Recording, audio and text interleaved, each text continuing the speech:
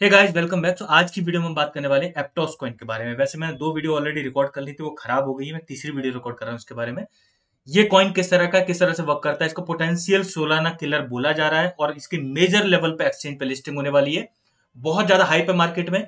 तो आपको उस केस में क्या करना चाहिए, आपको बाई करना चाहिए, नहीं करना चाहिए? अगर करना चाहिए तो सेफ जोन बाई का क्या रहेगा और कौन सा रिस्की जोन रहेगा, कौन सी टू डू थिंग्स है, कौन सी चीज रिस्क फैक्टर है, इन चीज को आपको डिटेल में हम इसमें मतलब डिस्कस करके समझेंगे और आपको उन चीजों को ध्यान में भी रखना है। तो स्टार्ट करते वीडियो। अगर आपने अभी तक चैनल सब्सक्राइब नहीं किया है तो चैनल को सब्सक्राइब जरूर करो and press the bell icon ताकि आपको सारी अपडेट टाइम पे मिलती रहे। कॉइन मार्केट कैप पे अभी इसका डाटा अनट्रैक्ड है। जब मतलब लाइक लाइव हो जाएगा उसके बाद इसका डाटा ट्रैक होने लगेगा। और सर्टिक पे इन्होंने ऑलरेडी अप्लाई किया बट वहां पर अभी इसका ऑडिट स्कोर अवेलेबल नहीं है and we are not expecting it very soon because it will take time definitely. So this is the official website. अगर आप इस पे जाके आप इसकी कुछ डिटेल्स आपको मिल जाएंगी कि इस तरह के इसके प्रोडक्ट्स हैं, क्या प्लान कर रहे हैं और किस तरह से वर्क करते हैं। थोड़ा सा एप्टॉस के बारे में बेसिक समझते हैं, फिर हम जाएंगे इसके एडवांस फीचर्स पे। पहला हम समझेंगे कि इसमें बेसिक मतलब क्या, क्यों इतना ज्यादा हाइप किया जा रहा है, इसको सोलाना किलर क्यों बोला जा रहा है। इन्होंने पहले तो अपनी जो खुद की एक मतलब जो प्लानिंग की है कि मूव लैंग्वेज को यूज करना, यानी वो जो प्रोग्रामिंग के लिए ऑन चेन कोडिंग के लिए उन्होंने मूव लैंग्वेज यूज की है। That is relatively very easy to access compare to any other programming language. इनका कहना है कि जिससे क्या होगा, मास अडॉप्शन हो पाएगा वेब 3.0 में, क्योंकि लेस स्किल्ड डेवलपर भी है, वो भी बहुत आसानी से बिल्ड कर सकते हैं अपने प्रोडक्ट जो प्रोजेक्ट्स हैं उनको मूव लैंग्वेज को यूज करके। दूसरा इन्होंने एक जो रिवोल्यूशनरी फीचर बोला है that is parallel block optimisation, यानी ब्लॉक्स का जो पैरेलल एग्जीक्यूट करने की कैपेसिटी, जिसकी वजह से जो हायर टीपीएस अचीव कर पाएंगे। अब इसको आप एक अल्टरनेट ऑप्शन बोल सकते हो शेडिंग का। जैसे शेडिंग होती है जिसमें नेटवर्क अपने आप को स्प्लिट कर लेता है बहुत सारे सब ब्लॉक्स में, और उसमें उसकी हर जो मतलब जो स्प्लिट जो वर्जन होगा उसकी उतनी टीपीएस होगी जितनी मैननेट की होती है। उस केस में उसकी मल्टीपल टाइम्स उसकी टीपीएस बढ़ जाती है। इन्होंने मतलब बोला है कि 16 से भी ज्यादा टीपीएस अचीव कर पाएंगे, लेकिन उसके हम रियलिटी चेक भी देखेंगे और उससे जुड़े हुए फैक्टर्स भी। व्हाइट पेपर उन्होंने अवेलेबल करा दिया। इनकी वेबसाइट पे जाकर डिटेल में देखोगे तो आपको कुछ ये और भी डिटेल देखने को मिल जाएगी, किस तरह से ये सेफ एंड स्केलेबल जो कह सकते हैं सस्टेनेबल इंप्रूवमेंट्स रखेंगे, किस तरह safe and scalable web 3 core system create करने वाले हैं, उसकी डिटेल आपको इसकी वेबसाइट पे मिल जाएगी। ग्रांट प्रोग्राम इन्होंने स्टार्ट किया है। ऑब्वियसली हर ब्लॉकचेन अपना ग्रांट प्रोग्राम रखती है in order to attract more developers on the blockchain, ताकि ज्यादा से ज्यादा जो प्रोजेक्ट्स हैं वो उनकी ब्लॉकचेन पे बने। यहाँ पे आपको इनकी जर्नी दिख जाएगी टेस्ट नेट की, लेकिन अभी मेन नेट लाइव हो गया, उसमें आपको अनाउंसमेंट अभी लास्ट में दिखा दूंगा।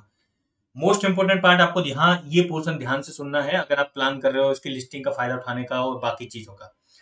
अगर इसकी यहाँ पे टोटल सप्लाई देखोगे तो 1 बिलियन से ऊपर है, और 1 बिलियन से कितना ऊपर है, 8,04,821 और भी ज्यादा है। इस केस में काइंड ऑफ लाइक इसकी 1 बिलियन होती है टोटल सप्लाई तो हम समझ सकते हैं, लेकिन इतनी ज्यादा हो सकता है इसमें इन्फ्लेशन हो या किसी तरह का मतलब सप्लाई इन्फ्यूजन मैकेनिज्म हो, वो अभी तक पब्लिकली डिटेल अवेलेबल नहीं है। सो इस चीज को आप ध्यान में रखना कि ये अभी पूरी तरह से अनक्लियर है। 821 वहां पे बता रहे हैं कि 821.1 मिलियन अभी एक्टिवली स्टेक्ड है। इतना अगर इसको हम घटा दें टोटल सप्लाई में से, नियरली 179 मिलियन आप ऐसा कर सकते हो अभी सर्कुलेशन में होगी।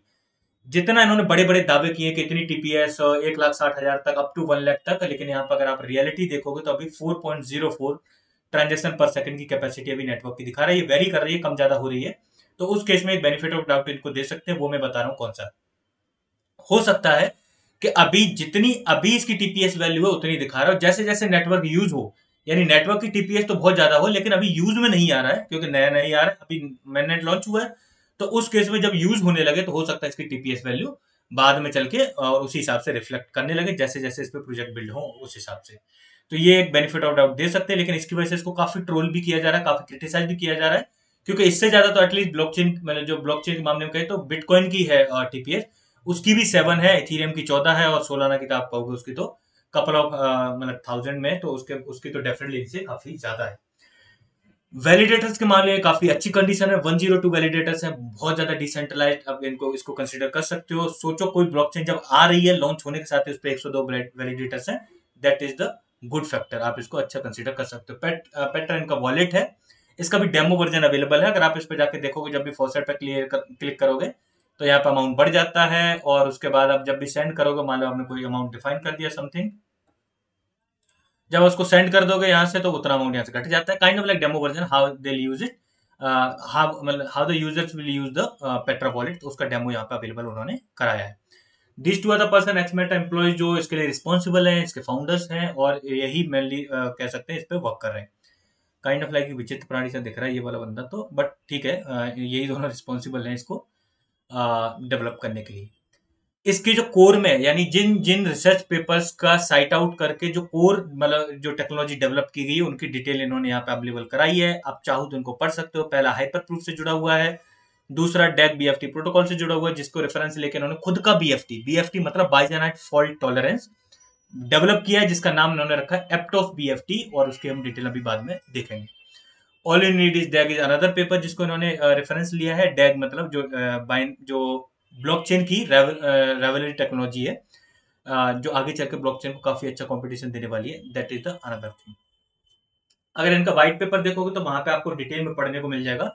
सेवरल एस्पेक्ट्स में अलग अलग मतलब फैक्टर्स में उन्होंने डिफाइन किया है कैसे ये safe scalable and upgradable web three infrastructure उसको क्रिएट करने का प्लान कर रहे हैं। So you can read it out and बाकी मैंने आपको डिटेल लाइट नोट में बता दी है। मैं नेट लाइव हो गया 11 घंटे पहले इन्होंने अनाउंसमेंट कर दी है और उसी के बाद ये क्रिटिसिज्म भी इनका होने लगा है और इनको क्रिटिसाइज भी किया जाने लगा है।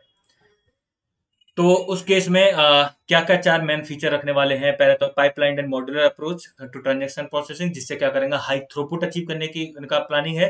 दूसरा ब्लॉक एसटीएम, ये ब्लॉक एसटीएम आप ऐसे समझ लो पैरेलल ब्लॉक को जो एग्जीक्यूट करने की कैपेसिटी है वो उसका नाम इन्होंने ब्लॉक एसटीएम रखा है। एपोस एप्टोस बीएफटी कॉन्सेंसस, मैं आपको इसके बारे में बता चुका हूँ। बीएफटी मतलब बाइनरी फॉल्ट टॉलरेंस भी यूज कर रहे हैं। And then decentralise flexibility to state synchronisation in order to achieve low latency, ये इस चीज का यूज करने वाले हैं। तो kind of like latency low रखेंगे, थ्रूपुट हाई रखेंगे, टीपीएस ज्यादा रखेंगे और बोल रहे हैं अपने आप को कि हम बहुत ज्यादा सेफ एंड सिक्योर है। अब टाइम के साथ पता चलेगा, अभी इसमें सारी चीज हम क्लियरली नहीं कह सकते हैं। इसकी नेम सर्विस भी अवेलेबल है डॉट एएफटी के साथ। जैसे आपने देखा होगा कि इथीरियम नेम सर्विस है उसका अल्टरनेट मान लो उसको टेरा नेम सर्विस भी अवेलेबल है। तो उस केस में आप ऐसा समझ लो कि जैसे आप बहुत सारे लोगों को ट्विटर पे डॉट ईटीएच के नेम के साथ देखा होगा, या फिर आपने जब एक्सप्लोरर ओपन किया होगा तो वहां पे डॉट ईटीएच के साथ कई लोगों के नाम देखे होंगे। तो वेब 3.0 में अगर वॉलेट को अगर आपको नेमिंग करनी है तो उसके लिए आपको किसी भी डिसेंट्रल नेमिंग सर्विस का यूज करना पड़ेगा। एंड ये इस तरह का प्रोजेक्ट ये जल्दी इस पे आने वाला है। बहुत सारे एक्सचेंजेस की लिस्टिंग अनाउंस कर दी है, जैसे कि बाईबिट है, मैं आपको कुछ दिखा दे रहा हूँ। एफटीएक्स ने भी अनाउंस कर दिया है, होबी ग्लोबल भी है और बाइनेंस ने भी इसकी लिस्टिंग की अनाउंसमेंट कर दी है। बाइनेंस पे लिस्टिंग कब हो रही है? 19 अक्टूबर को हो रही है, यानी कल 1 AM यूटीसी पे। अगर आप इसको आईएसटी में कन्वर्ट करोगे इंडियन स्टैंडर्ड टाइम में, तो सुबह के 6:30 बजे इसकी लिस्टिंग होने वाली है। तो आप टाइमिंग ध्यान से सुनना, सुबह कल 6:30 बजे। अगर आप किसी दूसरी कंट्री से देख रहे हैं तो आप अपनी कंट्री के अकॉर्डिंग 1 AM यूटीसी को कन्वर्ट करके टाइमिंग डिसाइड कर सकते हैं। उस टाइम पे इसकी लिस्टिंग होगी। लिस्टिंग के टाइम पे क्या सिनेरियो रहेगा, आपको क्या चीजें ध्यान में रखनी है, उसको थोड़ा सा डिटेल में हम समझते हैं। पहली चीज आपको ये ध्यान में रखनी है, बाइनेंस इमीडिएटली लिस्ट कर रहा है, एफटीएक्स कर रहा है, क्योंकि ये ऑलरेडी इसमें इन्वेस्टर है। बाइनेंस लेस एफटीएक्स वेंचर्स, ऐसे बहुत सारी कंपनी जो इसमें इन्वेस्टर है, इसी की वजह से इसकी हाइप ज्यादा क्रिएट हो रही है। अगर हमने इसके सप्लाई की बात की तो 821 मिलियन अगर मतलब वहां पे स्टेक्ड है, तो नियरली अगर हम मान के चले 179 मिलियन अगर सर्कुलेशन में है, तो कंपनी का वैल्यूएशन नियर अबाउट $1 बिलियन के है। तो उस केस में आपको इसकी टोटल मार्केट कैप $1 बिलियन से ऊपर जाए तो उससे ऊपर इन्वेस्ट नहीं करना है। तो try to hunt it down below $5। अगर आपको उसमें पोजीशन दिखती है तो ही आप इसमें एंट्री लेना। अगर $5 से ऊपर निकल जाए तो आप एंट्री मत लेना। अब ये भी सिनेरियो हम कब कंसीडर कर रहे हैं, जब 179 मिलियन सर्कुलेशन में है।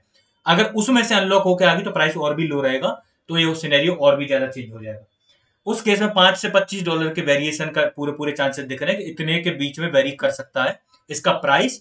लेकिन अभी बाई करके लॉन्ग टर्म का होल्ड करने का सोचना भी मत, क्योंकि ये अगला आईसीपी बनते हुए दिख रहा है। जैसे आईसीपी टेक वाइज बहुत अच्छा है, जब आया था तो एकदम से बहुत ज्यादा हाइप क्रिएट हुई थी और कह सकते हैं $multi-billion की मार्केट कैप में चला गया था। एट द सेम टाइम तब से लेके अब तक उसने सिर्फ इन्वेस्टर्स का पैसा डुबाया ही है। Specifically I am talking about the retail investors. तो अगर आपको अगर ये बाई करके लॉन्ग टर्म होल्ड करने का डिसाइड करना है तो उसका कंप्लीट फंडामेंटल एनालिसिस करना पड़ेगा, और उसका बहुत इंपॉर्टेंट पार्ट रहेगा टोकोनोमिक्स, जो अभी तक इन्होंने पब्लिकली अवेलेबल कराई नहीं है। तो जब तक टोकोनोमिक्स पार्ट पब्लिकली अवेलेबल ना हो जाए तब तक इसको बाई करके लॉन्ग टर्म होल्ड करने के बारे में सोचना नहीं है। नेक्स्ट थिंग, अगर $5 से ऊपर जाए तो आपको एंट्री नहीं लेनी है। और हाँ, तुरंत हाथ धो लेने, मतलब हाथ गंदे किए हाथ धो भी लेने हैं। इसका मतलब मैं ये बता रहा हूँ आपको, ज्यादा लॉन्ग टाइम तक होल्ड नहीं करना और बहुत कम अमाउंट से इसकी लिस्टिंग का जो गेन्स है उसका फायदा उठाने की कोशिश करना। यानी $5 से नीचे अगर पोजीशन मिल जाती तो बनाना, और आपको अगर दिख रहा है कि अगर 30%, 40%, 50%, इवन अप टू 100% अगर रिटर्न दिख रहा है तुरंत निकलना, और लालच करना मत, और बार बार एंट्री बनाना मत, ये चीज ध्यान में रखना, क्योंकि बहुत ज्यादा वॉलेटाइल रहेगा प्राइस उस टाइम पे, क्योंकि एक साथ मतलब बहुत ज्यादा एक्सचेंज पे इसकी लिस्टिंग हो रही है। तो ये चीज आप ध्यान में रखना और लॉन्ग टर्म मत होल्ड करना। ये मेरी मतलब अनबाइस्ड ओपिनियन है मेरी तरफ से। बाकी आप you are mature enough to decide what to do और what not to do. So that's all for today. I hope you like the video. Video अच्छी तो वीडियो को लाइक जरूर करें and make sure you subscribe the channel. Thank you guys.